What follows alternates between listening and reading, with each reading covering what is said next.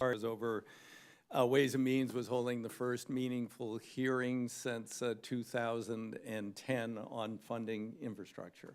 So I thought it was important I'd be there to starting on a bipartisan note. to encourage them to move quickly and robustly toward funding our infrastructure deficit.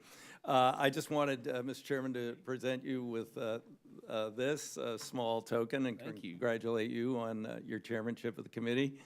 I had a statement which doesn't seem to be reflected in my book here, which I rewrote. That seems to be the earlier pablum statement I got. I feel very strongly about the Jones Act, and you know, I was very pleased that hopefully that's not what's in here. Yeah. That's yours. Yeah, I think. Oh yeah. Okay. Yeah, this is better. You know, because the president's executive order to facilitate the movement of personnel from active military service into the merchant marine, I think, is great. But it would be ironic if there wasn't a merchant marine for them to move to.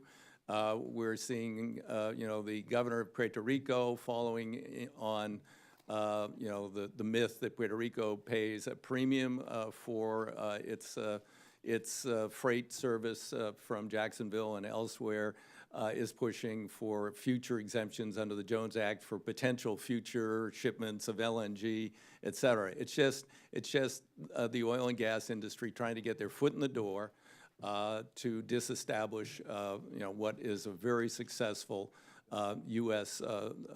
You know, story in terms of maintaining at least a minimal merchant marine capability, shipbuilding capability, and that. And if we undermine the Jones Act, we won't have that anymore. I also, in that testimony, referenced the fact that the Coast Guard was the only uniformed military service not paid during the shutdown. And it was ironic in talking to the commandant, I think it was the commandant, I had numerous conversations with numerous people in the Coast Guard about them escorting the submarines to Bangor. So the sailors and the subs are getting paid, but the coasties on top of the water providing the security weren't. There's a little bit of, more than a little bit of irony to that. And also the president made it all very much about drugs. You know, former Commandant Admiral Zumwalt observed that we only act on 20% of our actionable intelligence to intercept drug shipments, and yet the Coast Guard interdicts more drugs than every other agency of the federal, state, and local government combined.